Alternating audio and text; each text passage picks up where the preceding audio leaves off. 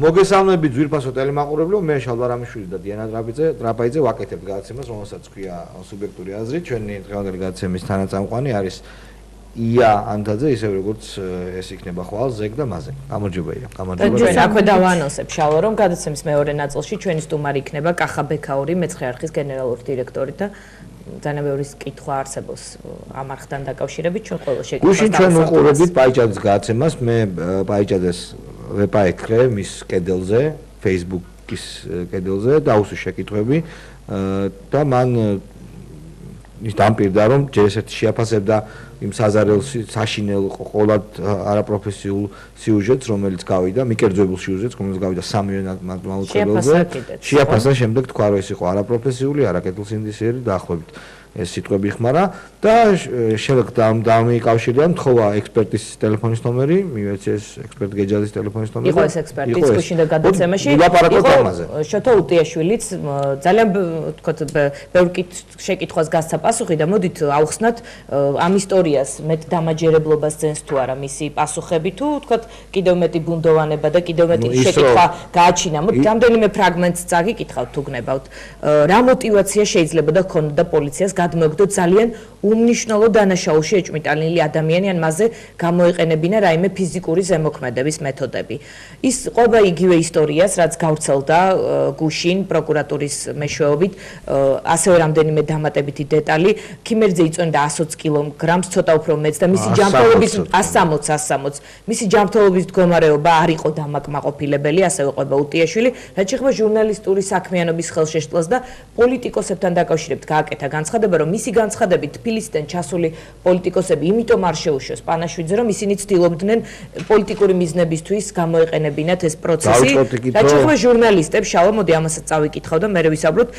გასათვალისწინებელია იქამდე როგორ იქცეოდა მაესტრო და ხომ არ იყო მის წინა ქცევაში საფუძველი იმისა, რომ ჭირისუფლები მოქცეოდნენ აგრესიულად, თუმცა რა თქმა უნდა ამას შევისწავლით და სამართლებრივ შეფასებას მივცემთ. ნუ ალბათ როგორ იქცეოდა მაესტრო მე მეხება, მე კიდევ ერთხელ მოვყვები რა მოხდა. ორშაბათს დილით დამირეკა შვილმა ჩავედი, დამხვდა უკვე აგრესიულად განწყობილი ის ვიღაც ტიპი, რომელიც არ მიშვებდა, შემდეგ გამოვეცალე იმ ტიპს, დამირეკა კიდევ ერთხელ ნათესამა და შვილმა ნახეს და თქვეს, რომ მათ უნდათ ამ ამბის გახმაურება. მე ეს ამბავი არ დამსიზმრებია, ხო? ეს მე ჩემით არ შევიტყი, ჩემი დამოკიდებელი წყაროებით. ოჯახმა ეს გადმომცა. შემდეგ ცოტა მოგვიანებით სუბარსაც დაურეკეს თავად, მე არ დამირეკია სუბარისთვის.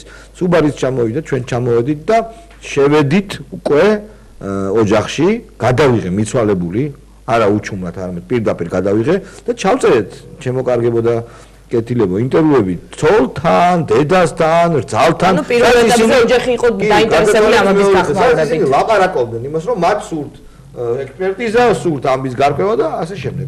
შემდეგ რა თქმა უნდა მოხდა ზეწოლა და დიახ მე ვიყავი მეორე დღეს ჩასული არა პოლიტიკოსებთან ერთად, არამედ იმ ადამიანებთან ერთად, რომლებსაც პოლიტიკოსები არ ქვიათ. შეიძლება ვიღაცას სურს რომ დაუშვათ ბუტა რობაქიძის დედას დაუძახოს პოლიტიკოსი და იურა ვაზარაშვილს შეიძლება ეს მისი გემოვნების საკითხია, მაგრამ ისინი პოლიტიკოსები არ არიან, ისინი არ არიან არც ერთ პარტიაში და არ აქვს პოლიტიკური მიზნები ცხადად გაცხადებული, ხო?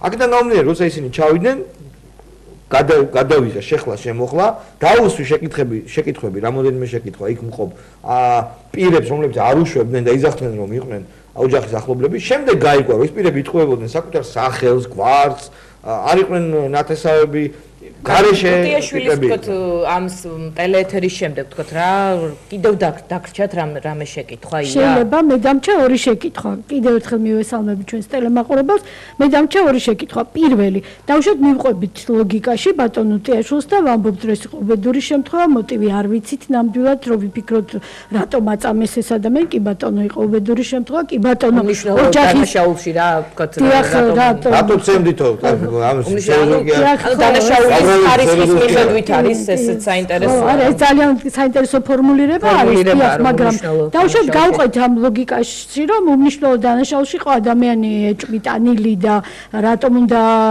მოეკლათ წამებით, ხო, ეს ერთი. რა დანაშაული, ესეც კარგი კითხვა, რომელიც მე არ მომსვლია თავში, ძალიან კარგია შეგვიძლია ჩვენ კითხვებს ესეც დავამატოთ, რომ სად იწყება ეს ზღვარი. ცემის ზღვარი რა. საერთოდ ლეგიტიმურია ეჭვი, რომ აი ეს დანაშაული სერიოზულია და ხო არ ცემეს. ხო არც ემეს. ეს ერთი, მაგრამ დავუშვათ მოტივი არ არის, ამიტომ თქვით რომ უბედური შემთხვევა იყო, დავუშვათ ის ადამიანები, რომლებიც შემდეგ ეწინააღმდეგებოდნენ თბილისიდან ჩასული სტუმრების შესვლას ოჯახში სამწუხაროდ, ხო, ოჯახის წევრები იყვნენ, ძალიან ახლობლები იყვნენ, მეზობლები იყვნენ, გულშემატკივრები იყვნენ. ეხლა რჩება მესამე შეკითხვა და ვინმე გაგცეს პასუხი. როგორ მოხდა, რომ სამივე ტელევიზიაში ერთი და იგივე სიუჟეტი გავიდა ამ თემასთან დაკავშირებით? ქიმერიძის ოჯახის წევრებს, ახლობლებს, მეზობლებს ხელი ნამდვილად არ მიუწვდებოდათ იმაზე, რომ შეექმნათ ერთი სიუჟეტი და მიეტანათ ყველა ტელევიზიაში და ეიძულებინათ ეს ტელევიზიები რომ რა თქმა უნდა ეპასუხა, იმიტომ რომ ეს არის შეკითხვა, რომელზეც პასუხი მისი ვერსიიდან გამომდინარე არ არსებობს. ან მან უნდა თქვას, რომ ეს მისი ვერსია, რომელშიც გუშინ არწმუნებდა საზოგადოებას, არ არის სწორი, იმიტომ რომ არსებობს რეალური ფაქტი, რომელიც მის ვერსიაში არანაირად არ ჯდება, ან უნდა თქვას, რომ მისი ვერსია არ არის სწორი, ან გაცეს პასუხი ამ ფაქტს. თუ მან თქვა, რომ მე იცით არ ვიცი ტელევიზიების საქმე მე არ მეხება, ეს უკვე ნიშნავს, რომ საღ აზრთან არის კონფლიქტი. არა, მეხება, იმიტომ რომ მაესტროზე იკითხა, რომ ექსპერტია. შესაძლოა ის იქცეოდა მაესტროს წარმოადგენს ისე იქცეოდნენ, რომ რაღაც ექსპრესის საფუძველი შექმნეს. გადაცემები და შეექმნა ესეთი შტაბ-შტილება. ესე იგი უყურებს ტელევიზიას და აძლევს საკუთარ თავს უფლებას, რომ გააკრიტიკოს ან შეაფასოს ტელევიზიის მოქმედება. შესაბამისად ესეთი კითხვა ლეგიტიმურია. დიახ, ან მაშინ თქვას, რომ ეს სამი სიუჟეტი არ იყო ერთი და იგივე. კი ბატონო, თქვას, რომ ეს კი იყო სხვადასხვა. ხო, ესეთ მე ვამბობ, თავხედურად ვერ იტყვი. საღ აზრთან მოდის კონფლიქტში მისი ვერსია. სწორედ იმიტომ, რომ სამმა ტელევიზიამ აჩვენა ერთი და იგივე სიუჟეტი. ჩვენ ხო თქვით, რომ არსებობს რაღაც war room-ი, ომის ოთახი, სადაც როცა ესეთი სერიოზული პრობლემა ჩდება PR-ის თვალსაზრისით, უკვე რაღაც კოკეტობა და რევერანსები გვერდზე იწევა და მიდის პირდაპირი ცენზურა, მიდის პირდაპირი სიუჟეტი, ცენზურაც არ მიდის. ხო შეეძლოთ მაგალითად ეს კადრები მიეცათ ტელევიზიებისთვის. ეთქვათ, რომ აი ესე რამ თქვით და მონტაჟი და სინქრონი კადრებს მიღმა ტექსტი. ყოფილიყო განსხვავებული, თუნდაც წერტილმძიმეში ან ზნაში ან რაღაც. არა, პირდაპირ ავტომატიური შემთხვევა, რომელიც ქართულ მედიის თქო შეფასებისას შესაძლოა გამოგვაცემა кейსია. მე მგონი რომ აი მოდელირებულ ქრონიკაზე არანაკლები кейსია ესა. დიახ, იმიტომ რომ მოდელირებული ქრონიკა არის кейსი, რომელიც ასე თუ ისე მაინც ერთ ტელევიზიას ეხებოდა, თუმცა რა თქმა უნდა მე მთელ საქართველოს შეეხო, ეს არის кейსი, რომელიც არაპროფესიონალიზმთან არაფერ კავშირში არ არის და როდესაც ჩვენი კოლეგა და მეგობარი დავით პაიჭაძე ამბობს, რომ ეს არაპროფესიონალიზმის ნიმუშია, არ დავეთანხმებით. რა თქმა უნდა, ეს არის კლასიკური, ეს არის პროპაგანდა, ერთ პარტიულ ცენტრში დაგეგმილი პროპაგანდის ნიმუში. მე ცენზურას ვეძახი ამას, როდესაც პირდაპირ მოდის გამზადებული სიუჟეტი და უთავმოყვარეოდ ტელევიზიამ უნდა აჩვენოს ეს, თუმცა რა თქმა უნდა იქნებოდა ეჭვი, რომ შეიძლება იგივე სიუჟეტი სადღაც სხვაგან გასულიყო. რატო დაჭირდა ამის აკეთება? მართლაც არ იყო უფრო იოლი, რომ კადრები მიეცათ, ან ქონდათ იქ კადრები ამ ტელევიზიებს და თვითონ განწყობა გადაეცათ ისეთი რომ ხელისუფლების სასარგებლო ყოფილიყო. რატო გახდა საჭირო აი ესეთი საშინელი მეორე დღეს იყო შინაგან საქმეთა მინისტრის კომენტარი და ეს კომენტარი ვთქვათ მე სააგენტოების მეშვეობით ნახე, შემდეგ გადავახვიე და ვუყურე რა კონტექსტში იყო ჩასმული და აი ქიმერიძის იმ ინციდენტთან დაკავშირებით კომენტარს აკეთებს ვანო მერაბიშვილი. ანუ შესავალ სიტყვაშიც არ იყო რა მოხდა ქიმერიძესთან დაკავშირებით. ანუ ეს ფრაგმენტი, ასე ვთქვათ, კონტექსტი არ ფიგურირებდა არის გიდა ვინც ეს იცის რომ იქ გარდაიცვალა იმათვის არის და ვინც არ იცის ჯობია რომ არ შევახსენო და არა სხვა ნდობის საკითხია ბოდიშს ვიხდი ეს გუშინაც თქვით მე მგონი არ ენდნენ ამ ტელევიზიებს რომ მათ რაღაც შეცდომა არ მოუვიდოდათ და ყველაფერი იქნებოდა ზუსტად ისე სამივე ტელევიზიაში როგორც აი იმ ცენტრში მიაჩნიათ სწორად ხო ამიტომ მათ ერჩიათ რომ თვითონ შეექმნათ ეს სიუჟეტი ალბათ არ ელოდნენ რომ აი ესე დიდ პრობლემებს შემდეგ ეს სიუჟეტი შექმნეს შეაწებეს ეს სიუჟეტები და გაუჩნდა ბლოგები სოლომონ თერნალის ბლოგი გავრცელდა ამ თემასთან დაკავშირებით და რამდენიმე შეკითხვა აქვს რომ რა შემთხვევის ადგილი რატომ არ იქნა ვთქვათ ნაჩვენები ეს ფოტოები რაღაც ტიპის ანუ შეკითხვები არსებობს არა მხოლოდ ვიდეო კამერის ჩანაწერი არ არსებობს თქვა უტიაშვილი. არის თქვა რომ ადგილზე კამერა არ ქონდა ადგილზე კამერა. კამერები არისო, მაგრამ იმ ადგილს არიჟებსო, ან გაფუჭებული იყო. ხო, იცით რა შეკითხვა ბევრნაირი არის, მაგრამ აი ეს ტელევიზიებთან დაკავშირებით შეკითხვა არის უპასუხო, თუ კი ჩვენ გვინდა რომ სახელმწიფოს როლი ამ შემთხვევიდან გამოვთიშოთ მთლიანად. ვეღარ ითიშება სახელმწიფოს როლი, რომ ეს ტელევიზიების მისამართით არ არის ეს შეკითხვა, ანუ უტიაშვილი არის სწორი ადრესატი ამ შეკითხვისთვის. თუ ადამიანი საზოგადოებას არ წმუნებს, რომ სახელმწიფო არაფერ შუაშია და მოყავს მაგალითად ამბობს, რომ იმ ოჯახმა იმიტომ არ შეუშვა, ეხლა რა იცის უტიაშვილმა იმ ოჯახმა რატო არ შეუშვა. აძლევს თავის თავს უფლებას, რომ თავისი ვერსია გაამყაროს ამგვარად, რომ თქვას, რომ ისინი ახლობლები იყვნენ, ალბათ ტელევიზიამ წინასწარ ნერვები აუშალათ, ალბათ რაღაცებს ამბობს, ხო? და ამ შემთხვევაში ვეკითხებით, კი ბატონო, მოყვებით ლოგიკაში, მაგრამ გავაგრძელოთ და მაშინ გითხარით ამ ლოგიკით, როგორ დასტურდება ის ფაქტი, რომ სამივე ტელევიზიამ გაუშვა ერთი და იგივე სიუჟეტი. თუმცა ეხლა ჩვენ ფორმალურად ვიტყვით, რომ უტიაშვილმა შეიძლება პასუხი ვერ გასცეს, მაგრამ რეალურად ხო ვიცით, რომ თუ ესეთი ცენტრი არსებობს და ცხადია, რომ არსებობს, ეხლა უტიაშვილს ჩვენზე უკეთ ეცოდინება ამ ცენტრის ცენტრი. ეს არის სააკაშვილთან. მე მგონი პირადად მიშა ერევა ხოლმე აი ესეთ სიტუაციებში. მე ვიცი მისი მუშაობის სტილი და ტექსტს ისწერს და კადრების თანმიმდევრობსაც ეს არ არის სხვა ჩვენს უტრირება. ერთი შეკითხვა მაქვს კიდევ რა. აი ჩვენ ვიცით რომ გამოვარდნა მოხდა მათივე ოფიციალური ვერსიით 17 საათსა და 30 წუთზე და ადამიანი დაიღუპა 12-ს რო 20 აკლდა მანამდე იყო საავადმყოფოში და მე არ ვიცი პასუხი ამ კითხვაზე ოჯახს როდის გააგებინეს. წარმოიდგინეთ თუ ეს იყო უბედური შემთხვევა, ხო, თუ ეს იყო უბედური შემთხვევა, ხო აბსოლუტურად ლოგიკურია რომ უბედურ შემთხვევას პირველ რიგში ოჯახს ატყობინებენ, მით უმეტეს როცა ადამიანი ცოცხალია, ხო? და ჩვენ მე რამდენადაც ხვდები, ესე იგი სანამ ადამიანი არ გარდაიცვალა, რამდენი საათი გავიდა, ხო? ოჯახმა არ იცოდა. მუგზელციკლაურის არგუმენტი მოვისმინე, ეს ამბავი რომ მოხდა იქ ძალიან ბევრი ადამიანი მუშაობდა და მივიდნენ იმ წუთას კაცო ხმაურზეო და ყველა ნათლად დაინახავ, ანუ რა შეიძლება და დაენახა, თქვათ, შემთხვევის, თქვათ, პოლიციაში არ უშვებენ ესე არავის, ასე დაინახა, ყველა აშკარად დაინახა რა მოხდაო და ანუ ეს არ ამგონია რომ ოჯახი იყო თუ არა საავადმყოფოში. მე ეს კითხვა მაქვს და ვინც იცის იქნება გაგვცეს პასუხი. ხო არის საინტერესო. უბედური შემთხვევა როცა ხდება, შეიძლება საათების განმავლობაში ცოცხალი ადამიანი საავადმყოფოში იყოს და ოჯახი არ მალავ რაღაცას არ შეიძლება. ხო, რა თქმა უნდა, ესეც ლოგიკა. სხვა რა ხდება? სხვა რა ხდება და ძალიან საინტერესო განცხადება იყო ივანიშვილის მხრიდან, რომელიც სახალხო-კრების წარმომადგენლებთან გააკეთა. ეს მართალია გუშინდელი ამბავია, მაგრამ საინტერესო იქნება ამაზეც ვისაუბროთ.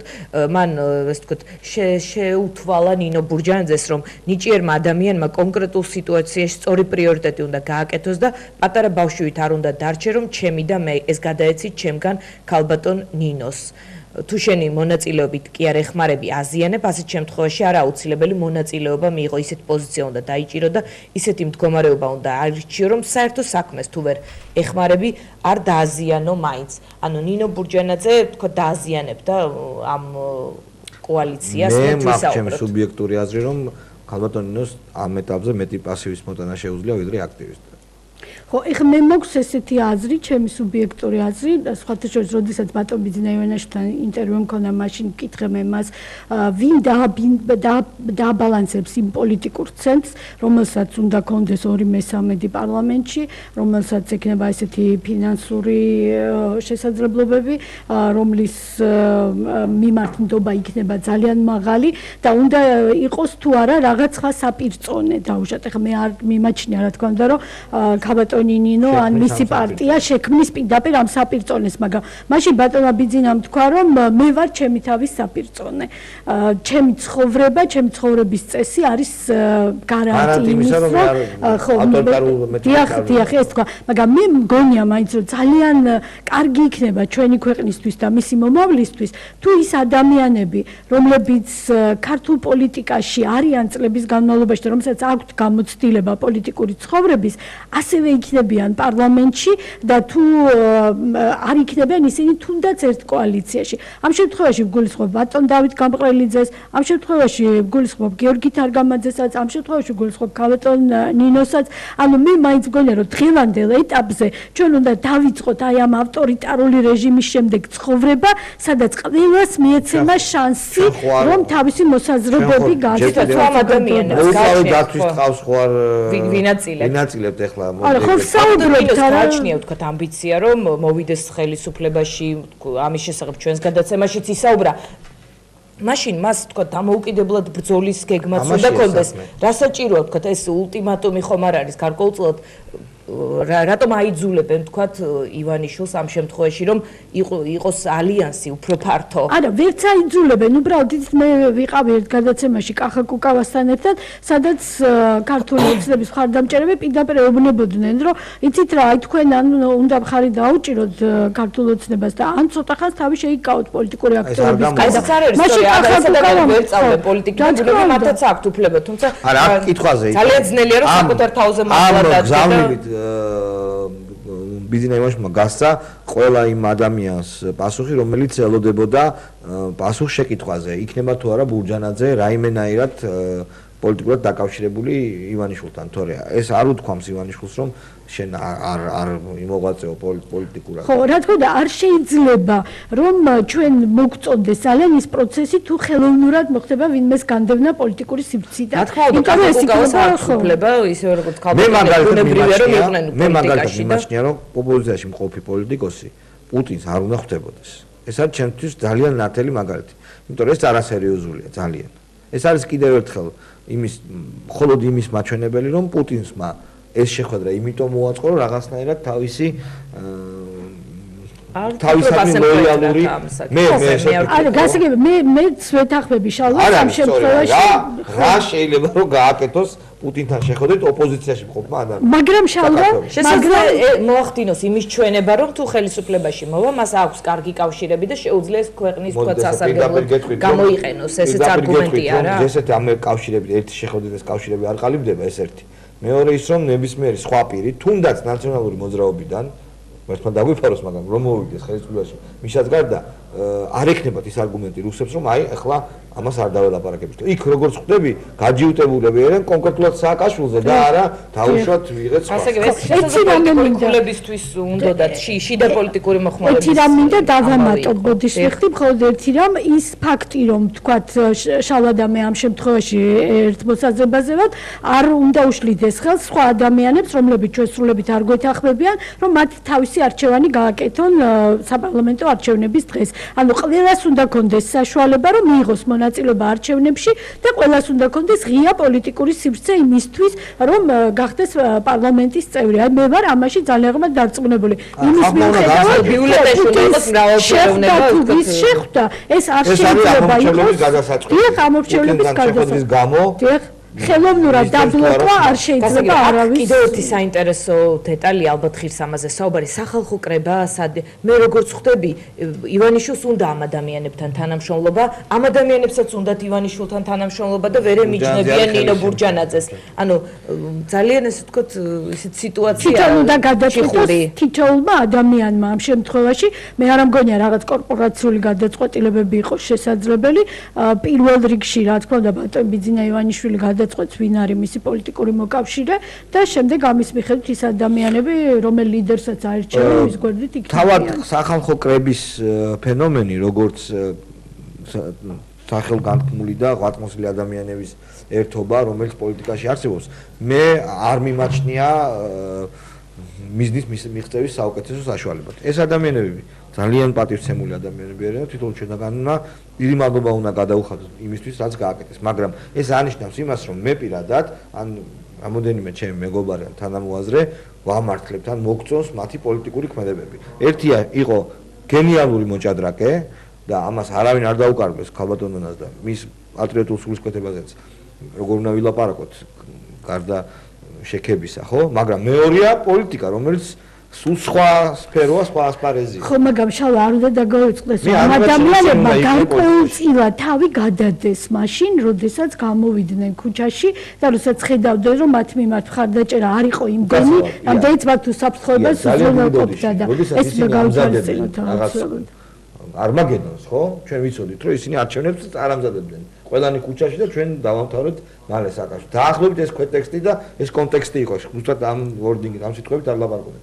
ყველა ძალიან ბევრი ადამიანი ეთერიდანაც აფრთხილებდნენ ამ ადამიანებს, რომ არ გამოვა ეს, არ ახართ ისე მომზადებული, არ აქვს გეგმა, არ არსებობს ამის მენეჯმენტის გამოცდილება. ძალიან ბევრი ჩავარდნა იყო. ძალიან ბევრი ჩავარდნა იყო პიარში, არიციან პიარი და ასე შემდეგ. პირდაპირ მეც ვამბობდი და ძალიან ბევრი ადამიანი. მაგრამ თავდადებასთან ამას ხო კავშირი არა აქვს არა? შეიძლება დაუშვა ბევრი შეცდომა, ეხლა მაგალითად რომელი ჯობია? გია გაჩეჩილაძემ დაუშვა შეიძლება ძალიან ბევრი შეცდომა და მეც ბევრჯერ გამაკრიტიკეს, როცა ვთქვი, რომ ამ ადამიანმა თავისი წილი თავი გადადო, ხო ის საკუთარ. მაგრამ როდესაც შეკითხვას დაგისვა.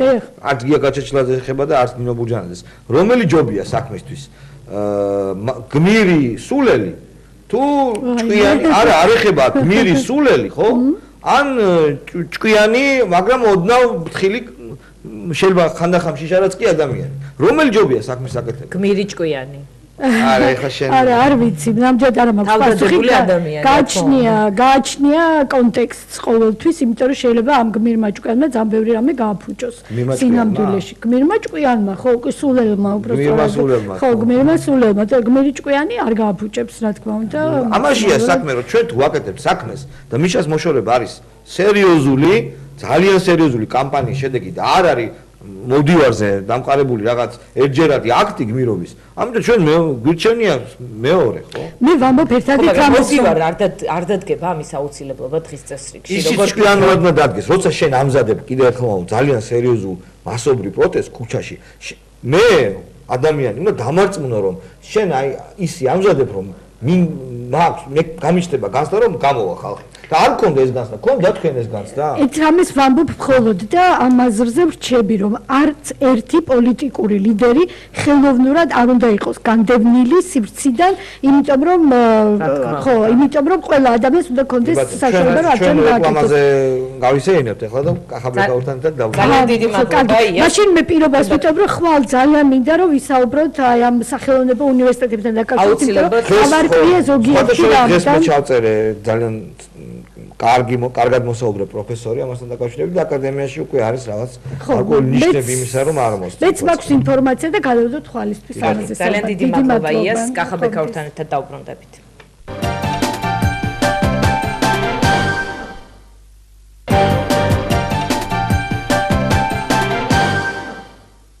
კახაბეკაური მეცხრე არხის გენერალური დირექტორი, არის ჩვენი გადაცემის სტუმარი, მოგესალმებით კახა. მოგესალმებით თქვენ მაყურებელს. მოდი ახლა პირდაპირ გეტყვი რომ არ ვისურვებდი ახლა ჩემ ტესტურებს შენ ადგილზე ყოფნას, იმიტომ რომ მთელი საქართველოს ახლა შენ შემოგცქერის ძალიან სხვა შორის დაკურებული ზოგი შურიანი, ზოგი ბოროტი, ზოგი იმედიანი თვალებით. ეგრეა? ვერ გეტყვით, მოლოდინი რომ ნამდვილად დიდია ეს ასია ნამდვილად და მე მგონი საზოგადოების დიდი ნაწილი მაინც იმედი მაქვს მე რომ ჯანმრთელია და შურიანი თვალით არ იყურება და შესაბამისად მას უნდა რომ მისი უფლებები იყოს დაცული პირველ რიგში იმ თვალსაზრისით რომ თავისუფალი სიტყვა რაც შეიძლება დიდი დოზით იყოს საქართველოში და ინფორმაციის მიღების უფლება რაც მათი ადამიანური უფლებაა ეს იყოს დაცული. და მე მგონია რომ ასე ვთქვათ კეთილი მოლოდინია უფრო ვიდრე ბოროტი. მე მაქვს ეს შეკითხვა, როდესაც მეცხრე არხი გავა ეთერში, მე მაყურებელი ჩავრთავ საინფორმაციო გამოშვებას, მე მივხვდები ვინ აფინანსებს ამ არხს. თქვენ რო ჩართავთ მეცხრე არხს, ეს იქნება მიუკერძოებელი დამოუკიდებელი სარედაქციო პოლიტიკის მქონე ტელეკომპანია და თქვენ მიხვდებით რომ მართლაც ასეთ ტელეკომპანიასთან გაქვთ საქმე, რომელიც ასეთ სარედაქციო პოლიტიკას ახორციელებს. ამ ტელეკომპანიის უკან ფინანსებით დგას პოლიტიკოსი, რომელიც არის ჩართული ქართულ პოლიტიკაში, თქვათ ოფიციალურად ჯერ ვერ მონაწილეობს, რეალურად არის. მაგრამ არის ჩართული პოლიტიკაში. რა გარანტია არსებობს, რომ თქვათ იყოთ დისტანცირებული, კონდეთ დამოუკიდებელი სარედაქციო პოლიტიკა? კი ბატონო, გეტყვით. ერთი მხრივ, ჩემი აზრით, ნებისმიერ ადამიანს, მათ შორის პოლიტიკოს, მათ შორის პოლიტიკურ პარტიას, გულისხმობ ჯანსაღ ადამიანებს და ჯანსაღ პოლიტიკურ ძალას. ყველა ვარიანტში აწყობს და ის ასე უნდა უყურებდეს იმას, რომ ჯანმრთელი საზოგადოებრივი და პოლიტიკური პროცესისთვის საჭიროა დამოუკიდებელი და მიუკერძოებელი, ანუ ობიექტური ტელევიზია. ეს არის ის, რაც თქვათ, სწორად წაიყვანს საქართველოში დღეს მიმდინარე პროცესებს, რა რეალობას დღეს გვაქვს. ეს ერთის მხრივ. მეორეს მხრივ და ეს თავად ბიზნა ივანიშვილმა განაცხადა კიდევაც პოლიტიკაში შემოსვლის დროს დღეს. მეორეს მხრივ, ჩვენ რა თქმა უნდა გქონდა ამაზე საუბარი, სანამ მე მეცხრე არხის ხელმძღვანელად დავინიშნებოდი, ამ თემაზე ძალიან ასე ვთქვათ, დეტალურად ვისაუბრეთ და მე მართლაც დარწმუნებული ვარ, რომ მე მაშინაც დარწმუნებული ვიყავი, როცა მან ეს განაცხადი გააკეთა, მაგრამ კიდევ ერთხელ დავწმუნდი იმაში, რომ მას ნამდვილად ასეთი სურვილი აქვს, რომ სიტყვიერი გარანტია გაქვთ? არა მარტო სიტყვიერი, მისი იდეა იყო და მას თავად უნდა, რომ საზოგადოებაშიც ასე იყოს აღქმული და არა მარტო აღქმული, დაცული იყოს თავიდან ბოლომდე ტელევიზია, იურიდიულადაც მათ შორის.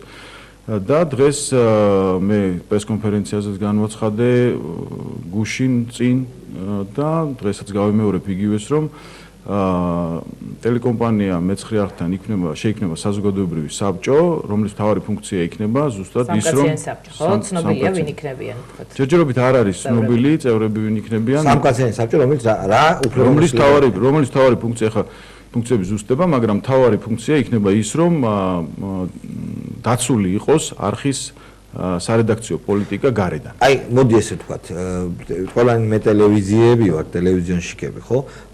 პრაქტიკულად ვილაპარაკოთ რა. აი ეს სამკაციანი საბჭო, ალბათ გულმოქმედი იქნება და არა ის სამოთხოვრო საბჭო რო არის იქ. თუ ეს იქნება, რაღაც აი თვეში ერთხელ შეიკრიბება და ასე. ის როგორ არის შეკრების სიხშირე, ვთქვათ, საბჭოს, ვთქვათ, კონკრეტული ასე ვთქვათ, ოპერატიული საქმიანობა როგორ იქნება გაწერილი, ეს ზუსტად ამ საკითხებზე მიდის ახლა მსჯელობა, ანუ რა ტიპის სტრუქტურა, რა ფუნქციით ჩამოყალიბდება, რა იქნება მისი ფუნქციები. შესაბამისად სავარაუდო კანდიდატებთან მიდის მოლაპარაკებები და ეს ზუსტად გაიწერება, მაგრამ ძირითადი ფუნქცია იქნება ის, რომ და სიხშირე, რომელიც იკითხე შალვა შენ, ვთქვათ, ორ კვირაში ერთხელ იქნება, თვეში ერთხელ, ესეც ზუსტად დაზუსტდება. მნიშვნელოვანია და კი, რა თქმა უნდა, ეს გამომდინარე მათი ფუნქციებიდან იქნება. მაგრამ მთავარი რაც იქნება ის, რომ არხი დაცული იქნება ამ საბჭოს მიერ გარე, ასე ვთქვათ, აი დავუშვათ სიუჟეტი, რომელიც არ ვარგა, ხო? ამ საბჭოს წევრების აზრით. ეს არის მათი აზრით პროპაგანდა, ხო? მას შეუძლიათ ჩაერიონ და არ გაუშვან ეს სიუჟეტი, ან მოსთხოვონ ჟურნალისტს, რომ რატომ გაუშვიო. აი რაღაც შიდა კარგი გაგებით ცენზორი იქნება თუ როგორ არის? არა, ასე არ არის. ესე იგი, თუ ფლობელისგან დაიცავს, ფლობელისა და თქვა ტელევიზიის მუშაობაში იქნება შუამავალი რგოლი. ესე იგი, ამ საბჭოს ფუნქცია იქნება გარე ფაქტორებისგან დაცვა. მათ შორის, ანუ გარე ფაქტორებს გულისხმობ, არა სატელევიზიო, ანუ გარე პოლიტიკური. ხო, პოლიტიკური, არა მარტო პოლიტიკური, შეიძლება კომერციული იყოს. მათ შორის მფლობელები, ანუ არხის სარედაქციო პოლიტიკა რა არის, ხო? მე ვფიქრობ, რა ვიცი, დღემდე შეცდომით აზრი არსებობს იმის შესახებ, არხის საერთოდ ზოგადად სატელევიზიის სარედაქციო პოლიტიკის შესახებ და ყველას გონია, რომ თითოეული ჟურნალისტი არხის შიგნით თავის სარედაქციო პოლიტიკას ატარებს. ნუ ხო, ეს ალბათ დამეთანხმებით, რომ ნონსენსია, ხო? არხის სარედაქციო პოლიტიკა იქნება. არის არხის სარედაქციო პოლიტიკა. არხის სარედაქციო პოლიტიკა იქნება მენეჯმენტის მიერ იმ პროდიუსერებთან და იმ ასე ვთქვათ, სტაფთან ერთად, რომელიც იქ მუშაობს და შესაბამისად უნდა არსებობდეს შინაგანაწესი, რომელიც უზრუნველყოფს ჟურნალისტური და ჟურნალისტიკის ეთიკის სტანდარტების დაცვას. ეს ამ მთავარი, ანუ ყველამ უნდა იცოდეს თავის ფუნქცია და მთავარი ხაზი, რომელსაც ატარებს, ანუ არხის სარედაქციო პოლიტიკა იქნება ხელმძღვანელის მიერ, ანუ მენეჯმენტის მიერ, რომელიც ამავდროულად, სხვა შორის ეშლებათ ხოლმე და ამავდროულად არის პროდიუსერი, იმიტომ რომ ტელევიზიის ხელმძღვანელი არ შეიძლება იყოს, თქვა, ხო, ქარხნის მუშა, ან მენეჯერი, ხო.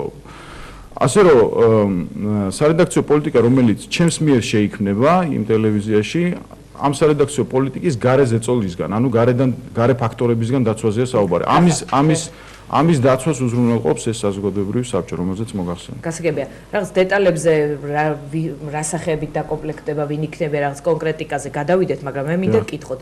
მე მაგალითად პირადად მუშაობდი ერთი მდიდარი კაცის ტელევიზიაში, რომელიც პირადად, ასე ვთქვათ, არ იყო ხიად პოლიტიკასთან დაკავშირებული, თუმცა ირიბად ის მაინც მონაწილეობდა პოლიტიკურ პროცესებში. მე მქონდა სრული სარედაქციო თავისუფალ გარემოში მუშაობდი, თუმცა დადგა ეტაპი, როდესაც მას გაუჩნდა პოლიტიკური ინტერესები და ტელევიზიის ცხოვრებაშიც დადგა საშიშროება, რომ ეს ტელევიზია პოლიტიკური ბრძოლის იარაღად იქნებოდა გამოყენებული. თქვათ, ასეთი საფრთხეს ვერ ხედავთ და როგორ ფიქრობთ, გაქვთ იმის ფუფუნება და აქვს ივანიშვილს იმის ფუფუნება, რომ ეს არხი იყოს აბსოლუტურად მიუკერძოებელი, არჩევნებამდე ცოტა დრო რჩება, არის ხელისუფლების მიერ მონოპოლიზირებული, თქვათ, ტელესივრცე და ამ დროს ბაზარზე შემოდის ახალი ტელევიზია. აქვს ამ ტელევიზიას ფუფუნება იყოს აბსოლუტურად მიუკერძოებელი? რა თქმა უნდა აქვს, იმიტომ რომ მოდი ამას გარდა იმისა, რაც ვილაპარაკეთ, სხვა კუთხითაც შევხედოთ, ხომ? ის რომ დღეს ის პროპაგანდისტული ველი გაირღვეს, ხო, რაც ამ ხელისუფლებამ შექმნა თავისი პროპაგანდისტული ინსტრუმენტებით, ხო, რასაც ქვია პირველი არხი, ძირითადად რუსთავი და იმედი, ხო, და ასევე პირველი არხიც. ამის, ასე ვთქვათ, საპირწონე ვერ გახდება საწინააღმდეგო პროპაგანდის ინსტრუმენტები, იმიტომ რომ ჯერ ერთი რომ ვიცით ჩვენ აგერ დღეს რა პრობლემებს უქნიან ზოგადად დამოუკიდებელ მედია საშუალებებს, მათ შორის ტელეკომპანია მაესტროს რა პრობლემები აქვს ბოლო პერიოდის განმავლობაში, მათ შორის კი ბატონო, მათ შორის მეცხრე არხი, რომელიც ეთერში გასვლაც ასე ძალიან გაჭიანურდა ამ პრობლემატიკას უკავშირდება, იმიტომ რომ 6 ჯერ იქნა ტექნიკური მოწყობილობები საბაჟოზე სახელმწიფო სტრუქტურების მიერ გაფუჭებული, დამწვარი, რაღაც აპარატით ასხივებენ. ამიტომ ბუნებრივია ამ სიტუაციაში არ აქვს არავის ილუზია, რომ შეიქმნება, ასე ვთქვათ, გავრცელების თვალსაზრისით, იმიტომ რომ გავრცელება სჭირდება სხვა ინსტრუმენტები. მთავარი რაც არის სიხშირე, ხო, სიხშირეები, რომელიც ღია სიხშირე, რომელიც არ არსებობს და შეზღუდული აქვს სახელმწიფოს, ხო?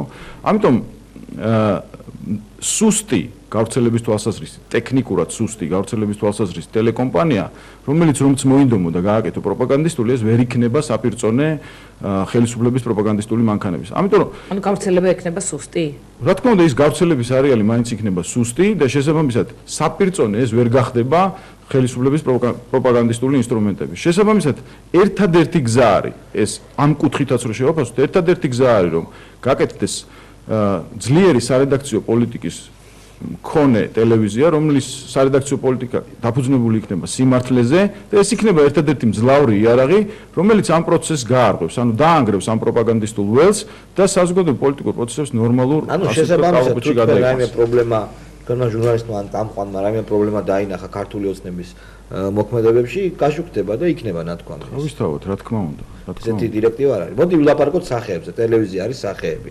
ვინმეზე შეიძლება დანამდვილებით თქვა საზოგადოებრივ ცნობილ პირზე, რომ რაღაცას გააკეთებს და გამოჩნდება მეცხრე არხზე. უკვე შეიძლება ამის დღესდღეობით არ შეიძლება ამის თქმა, იმიტომ რომ დღესდღეობით კონკრეტული გადაწყვეტილებები არ არსებობს, მაგრამ მე შემიძლია გითხრათ, რომ რამდენიმე ასეთ სახესთან მიმდინარეობს მოლაპარაკება, მე უბრალოდ ვერ ვიტყვი ერთ-ერთ სახელს და გვარს. მათია ლაზაშვილი მაგალითად მე ვფიქრობ, მე როგორც მაყურებელს ძალიან მომენატრა და ძალიან დიდი სიამოვნებაა. დიდი სიამოვნებით წავყვანებდი ნიუსებს მათია ლაზაშვილს. ვისურვებდი რომ ის იყოს. კი ბატონო, მე ვერც დაგიდასტურებ, ვერც უარყოფ ამ ინფორმაციას, რომ რომელიმე მაგდათან, ანუ კონკრეტულ სახელ და გვართან მიმდინარეობს მოლაპარაკება, თუმცა დავადასტურებ, რომ გარკვეულ წამყვან სახეებს, ცნობად სახეებთან ეს მოლაპარაკებები მიმდინარეობს და რაწამს ეს გახდება ცნობილი, რა თქმა უნდა, გახდება. შოგი ახალგაზრდა როდის გადის ეთერში? ხო, აი როდის გადის ეთერში? როდის არის დედლაინი, რომელიც იქით უკვე ვეღარ გადახვალ. კი ბატონო, ესე იგი, რაც შეეხება არხის გასვლას ეთერში, სრულყოფილი ფორმატით გასვლა, ეხლა დღეს მე ვიმყოფები ესეთ სიტუაციაში, რომ პრაქტიკულად დაახლოებით 4 თუ 5 დღეა ვეცნობი არსებულ სიტუაციას, რა მდგომარეობაში არხი. კი, მძიმეა იმ ობიექტური პირობების გამო, რაც უკვე ვთქვით, ხომ, უამრავი გარე ობიექტური ხელშეშლა არსებობს და პრობლემები არსებობს, რომელიც ხელს უშლის, ასე ვთქვათ, არხის ეთერში გასვლას. თქვენამდე იქ ასევე ადამიანები მუშაობდნენ, ისინი ისევ რჩებიან არხზე ესეთ საინტერესო შეკითხვას. ჯერჯერობით ძალიან ცოტაა ადამიანები, რომელიც აყვანილია, ანუ უკვე შტატიან თანამშრომლობად ითვლებიან მეცხრე არხის, თუმცა ძალიან ბევრი ადამიანია, რომელიც განიხილება სავარაუდო კანდიდატებად ამა თუ იმ პოზიციაზე, რომელიც დადიან, მუშაობენ ვაკვირდებით და შესაბამისად მათგან ალბათ შეიძლება ცოტა, შეიძლება ბევრს ეს უკვე გამოჩნდება ავიყვანთ სამსახურში კი. ამის გარდა რა თქმა უნდა ჩვენ ეხა ვაყალიბებთ უკვე სტრუქტურას, ანუ ხვეწავთ სტრუქტურას, უკვე იქნება HR დეპარტამენტი, მალე უბრალოდ შეიქმნა უკვე გამოცხადება ვაკანსიებით და ყველა სრულიად სივების მეშვეობით მოხდება. არა მარტო სივები პირველადია, შემდგომ სივები. გასაუბრება რა სხვა ზუსტად. მე მინდა კი არა, ვადა არ უთქვამს კაცს. რაც შეეხება ვადას, ვადა გვაინტერესებს ყველაზე ძალიან. რაც შეეხება ვადას, მე გითხარით, რომ ანუ ინფორმაციას ვეცნობი, ამ გაცნობის შემდეგ პატარა დროს დაიკავებს ამ სიტუაციის ანალიზი და შემდეგ გადავალ უკვე სამუშაოების დაგეგმვაზე და განსაზღვრებას ჯერჯერობით ვადა არ ვიცი ნამდვილად.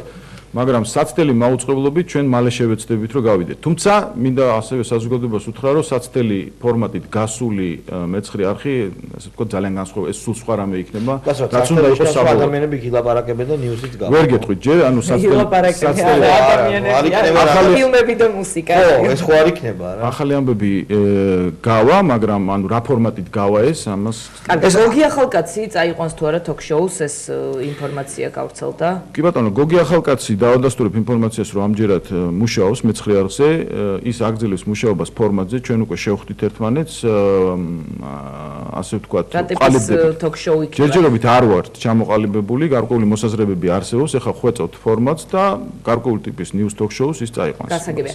ბიძინა ივანიშვილის, ვთქვათ, სანამ საჯაროდ გამოჩნდებოდა, ვთქვათ, წერილების მეშვეობით გამოჩნდა და ერთ-ერთ წერილში ფიგურირებდა თქვენი მეუღლი, ჟურნალისტ ეკა ბერიძის, როგორც პროფესიონალი ჟურნალისტის სახელი და გვარი, ხომ არ აქვს მას სურვილი, რომ ეკა ბერიძე მიმუშაოს მის ტელევიზიაში, რომელიც მასთან იქნება პირდაპირ დაკავშირებული. და მით უმეტეს თქვენ ხართ დირექტორი, ანუ მე ეკას აქ ხვდები და ჩვენ კოლეგები ვართ და ვსაუბრობთ, მაგრამ მაყურებლისთვის საინტერესო იქნება ამის მოსმენა თქვენგან. გავწითლდი, პრესკონფერენციაზე იყო ეს შეკითხვაც და გაზეთში ალიას ჟურნალისტმა დაწერა, რომ ამ შეკითხვის მერე კახაბექაური გაწითლდაო. სად შემატყვა არ ვიცი, იმიტომ რომ ეხლა როცა პრესკონფერენციაზე მიდიხარ, ბუნებრივია რომ ელოდები, ხო? ამ ტიპის შეკითხვას, როცა მეუღლე ყავს ასეთ ცნობილი ტელევიზიის წამყვანი და შენ ტელევიზიის შეფი ხარ, ამ შეკითხვას დაგისვამენ. კი, და ბუნებრივია ამ შეკითხვაში მოულოდნელობა არ არის.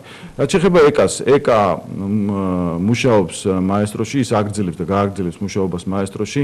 მე ერთი რამე მინდა აქვე დავამატო, რომ ეს მაყურებელსაც მოეხსენება და თქვენც კარგად მოგეხსენებათ, რომ დღევანდელი მაესტრო, ანუ რებრენდირებული მაესტრო, ჩემი ხელმძღვანელობით შეიქმნა, ამიტომ ჩემთვის ძალიან ძვირფასია მაესტრო და ნებისმიერი ჩემი გადაწყვეტილება, რომელსაც მე მეცხრე არხზე მივიღებ, ის პირდაპირ თუ ირიბად იქნება კავშირში მაესტროსთან, ეს ყველა გადაწყვეტილება იქნება ისეთი, რომ იყოს სასიკეთო, კი, სასარგებლო მაესტროსთვის და არა საზიანო. ამიტომ ნებისმიერი ჩემი ესეთი გადაწყვეტილება იქნება. მე გითხეთ, ბიძინა ივანიშვილს თუ აქვს სურვილი, რომ თქვენმა მეუღლე მიმუშაოს მის არხზე, მოდით ასე ვთქვათ, თუ ის კადრების შერჩევაში არანაირი ტიპის რეკომენდაციას თქვენ არ გაძლევთ და ესეც გაქვთ, ვთქვათ, განსაზღვრული ურთიერთობაში. კი, რა თქმა უნდა, ისიც არის განსაზღვრული, ასე ვთქვათ, სრული კარტ ბლანში მაქვს ამ თვალსაზრისით, ამ თემაზე ჩვენ არ გვისაუბრია, ამიტომ კითხვა ჩემთან არა პრინციპში, იმიტომ რომ ბიძინა ივანიშვილის ასის მეკითხებით, ალბათ მას რო დავუსვათ ეს შეკითხვა. თუმცა შენ კადრების შერჩევაში, როგორც ვთქვათ, მართლა სრული კარტ ბლანში გაქვს და ყველას მიყვანა შეგიძლია ნებისმიერი მსურველის.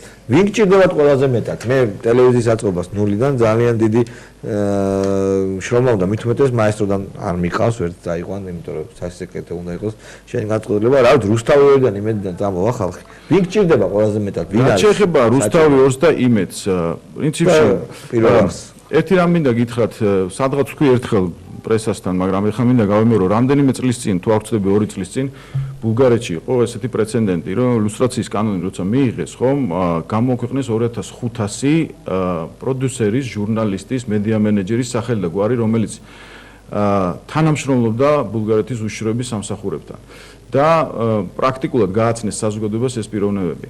დღეს პირდაპირ შეგვიძლია ეს ჩვენ ვიცით და პირდაპირ შეგვიძლია ვთქვათ, რომ დღევანდელი რუსთავიორის და იმედის ხელისუფლების პროპაგანდისტული მანქანების თანამშრომლები, ძირითადი თანამშრომლები, რომლებიც გადაწყვეტილებებს იღებენ, ან არიან უშიშროების ჩინიანი თანამშრომლები, ან თანამშრომლები. სადღაც ახლოს არიან იქ. ხო, ან თანამშრომლები. განცხადება ამ დაგვარი გააკეთეთ ბრიფინგზე და შემდეგ რუსთავიორზე გავიდა რეპორტაჟი, რომ თქვენ ლიდერის მსგავსად, კოალიციის ლიდერის მსგავსად სადემარკაციო ხაზი გავლეთ ქართულ ჟურნალისტიკაში. არა, ამას რა დემარკაცია უნდა, უბრალოდ ეს ყველამ ვიცით და ცნობილია საზოგადოებისთვის და ეს ეთერშიც ჩანს, ხომ? ამიტომ ის ადამიანები, რომელიც ასე ვთქვათ, რომელსაც თავს ახვევენ, რომელსაც ასრულებინებენ იმ მითითებებს, რომლის შესრულება ნაწილს, რა თქმა უნდა, არის იქ ჯანსაღი ნაწილი დარჩენილი. და გარკვეული ობიექტური პირობების გამო ამას ვერ ახერხებდნენ. ნუ ეხა უკვე დროა რომ მათ მიიღონ გადაწყვეტილებები, იმიტომ რომ არსებობს ჩდება, თქვათ, დაწყებული, რა ვიცი, რეგიონალური ტელევიზია და ნაგენ მაესტრო, აგერ იხსნება მეცხრე არხი. ანუ ჩდება, აგერ ალტერნატივა. ხო, ალტერნატივა და მათ შეუძლია ეს გადაწყვეტილებები მიიღონ და დააღწიონ თავი. ანუ მიიღებთ, თქვათ, თუ ამ არხზე მომუშავე რომელიმე ჟურნალისტი გამოთქვამს სურვილს, რომ თქვენთან იმუშაოს, თუ თქვენი, თქვათ, მისი პროფესიონალიზმის დონე იქნება თქვენთვის დამაკმაყოფილებელი, თქვენთან აქ საუბრობდი იმაზე, რომ მაღალ მენეჯმენტში ყოფი ადამიანები არიან და ესეთი ჩინოსნები უშიშროების და ეს არცელდება შემსრულებლებს. რა თქმა უნდა, ეგრეთ წოდებულ ზურგში ხო ბექში მომუშავე ადამიანები იქ არიან, რომელიც ტექნიკურ პერსონალს არა მარტო ტექნიკური, ხო, არა მარტო ტექნიკური პროდიუსერები, რომელიმე ვახუსანაი ესახელდა გვარი ფიგურირებდა პრესაში თქვენ. არა, მე ვერ დავადასტურებ, მე მართლა მგონია არც შეხვედრა, არც მოლაპარაკება მასთან. ეს ასე ვთქვათ, საიდან გავრცელდა ეს ჯორი არც ვიცი. რამდენად არის შესაძლებელი ტელევიზიაში არავინ არ დაავადებულ ვართ, შესაძლოა ყველანი მივედით. ისეთი ადამიანების მოსვლა, რომელსაც არ აქვს სატელევიზიო წარსული. საინტერესო შეკითხვა, აუცილებლად იქნება ასე, ანუ ძალიან ბევრი ადამიანი მე შევეცდები რომ ტელევიზიაში მოვიზიდო ისეთი ადამიანებიც, რომელსაც შეიძლება არ კონდეს სატელევიზიო წარსული, მაგრამ ადვილად და კარგად მოხდეს მათი ტრანსფორმაცია. რანაირი ტიპის ადამიანები უნდა იყვნენ, რომ მეცხრე არხისთვის მისაღები იყოს მათი ძალიან საინტერესო ადამიანები არიან, იმდენად რამდენადაც ვთქვათ, მეცხრე არხის ასე ვთქვათ, ძირითადი მაინც კონცეპტუალური სავარაუდოდ ვთქვათ, ზუსტ ფორმატზე ეხლა ვყალიბდებით, მაგრამ დაახლოებით news talk show-ს ფორმატის არხი იქნება ეს. ამიტომ ჩვენი ასე ვთქვათ, კადრების პროდიუსერები იქნება, წამყვანები იქნება, მაინც იქნება იმ ადამიანთა წრიდან, რომლებიც დაახლოებული არიან, ანუ თვალყურს ადევნებენ საზოგადოებრივ პროცესებს, თქვათ, აკვირდებიან, ჩანან შეიძლება ტელევიზიაში, შეიძლება იყოს ანალიტიკოსებიდან, ექსპერტებიდან, თქვათ, არასამთავრობოებიდან, საზოგადოებრივად აქტიური ადამიანებიდან. არიან ესეთი ადამიანები, რომლებიც კამერასაც მიჩვეული არიან, ჩანან, მაგრამ ტელევიზიაში არ უმუშავიათ, როგორც ასე ვთქვათ. შეგიძლიათ ვინმეს დასახელება? არც ერთი სამს დასახელება. როდესაც არხის სარედაქციო დამოუკიდებლობას და ზოგადად თავისუფლებაზე საუბრობენ, ჩემთვის ამ დეკლარირების მიღმა ძალიან მნიშვნელოვანია კონკრეტულად ჟურნალისტების, იმ ადამიანების ვინაობა, მაგალითად საინფორმაციო პოლიტიკას ვინც განსაზღვრავს, რამდენად არსებობს ნდობა პერსონების მიმართ, არიან თუ არა ისეთი ჟურნალისტები, რომელსაც თქვა ცენზურის პირობებში არ უმუშავეთ და აქვთ რაღაცა ძალიან ცოტა თქვა ღირსეული ნაწილი დარჩა. არა, ძალიან ბევრი ადამიანია, მე არა. მაშინ უთხარი კახა, თუ ძალიან ბევრი ადამიანია და შეგიძლიათ თუ არა თქვათ, ვინ იქნება საინფორმაციო პოლიტიკის გამსაზღვრელი, თუ ყავთ შერჩეული. ეხლა რა თქმა უნდა, აი წარმოვიდგინოთ, რომ ძალიან მარტივად არის საქმე, ხო, საინფორმაციო არხზე გვაქვს, news talk show-ს არხზე ვარ. ამ არხის ხელმძღვანელი ვარ მე, მე ვქნი ამ სარედაქციო პოლიტიკას. ანუ ამ თავარი პროდიუსერი ამ არხის ვარ მე. ბუნებრივია, მე გამსაზღვრავ ამ არხის სარედაქციო პოლიტიკას და მთავარ ჟურნალისტებს ვინ გააკეთებს, ვინ უხელმძღვანელებს news-ს, ასე ვთქვათ. ძალიან მალე გაიგებთ ამას ყველაფერს. მართლა არ არის ჯერ ცნობილი. ეხლა შეკითხვა მაქვს, ესე იგი, მოდი პირდაპირ ვილაპარაკოთ ღია კარტებით, შენ ხდები ჩვენი კონკურენტი, მაესტროს. რეალურად ეგრემთ რომ ორი ტელევიზია, ორივე ერთი ფორმატის, მეტი ეს ფორმატის ტელევიზიები არ არის. ეს მოკავშირეა თუ მტერი? იცი როგორ, აი ეგ არის საინტერესო. ანუ იქნები ჩვენი პირდაპირი კონკურენტი. შალო, კონკურენციაზე შეიძლება მაშინ ვილაპარაკოთ, ხო, როდესაც ჩვენ ერთად ჩვენი ერთობლივი საქმიანობა სხვა პროცესებთან ერთად გაათავისუფლებს ამ სარეკლამო ბაზარს. და მე რეკლამას მოვიზიდავ და მეც და შენც და ყველა ალბათ ჯანსაღი ტელევიზიონში კი მედია მენეჯერი ელის ამ დროს, როდესაც ჯანსაღი კონკურენცია გაჩნდება. თუმცა რეიტინგებზე ორიენტირებული იქნება. თქვენ გაქვთ დაფინანსების პრობლემა არ გაქვთ შესაბამისად, თქვენ სარეკლამო ბაზარზე ხართ და ამიტომ რაც შეეხება გარკვეულწილად შეიძლება ეს ასეც იყოს, მაგრამ მე წეღანავს თქვათ, კადრებთან მიმართებაში, ეკასთან მიმართებაში და იგივეს ვიტყვი ეხაც რომ ჩემი ნებისმიერი გადაწყვეტილება ეს სამაუწყებლო პოლიტიკა იქნება, სამაუწყებლო ბადე იქნება, თუ სარედაქციო პოლიტიკა იქნება, მე შევეცდები რომ ავაწყოს ისე, რომ შეივსოს მაესტრო და არა თავად news რასალზე არ გააკეთებთ, ხო? არ გავაკეთებ. Talk-show-ებიც დროში არ დაემთხვევა ერთმანეთს. ხო, როგორ არ პლეტაი? როგორ ფიქრობთ, თქვათ, ხელისუფლების წარმომადგენლები მოვლენ talk-show-ებში, გეკნებათ ახსნა. ძალიან საინტერესოა, იმიტომ რომ თავის დროზე თქვათ იმეთთან დაკავშირებით ყოველს გვახსოვს. ჩემ მეც პრობლემა მაქვს ძალიან დიდი, არ მოდიან ჩვენთან. იცი ეს? შენთან როგორც ჩემთან ხო რო იძახიან დავიჩაგრე. მე ვფიქრობ ეგ ასე ვთქვათ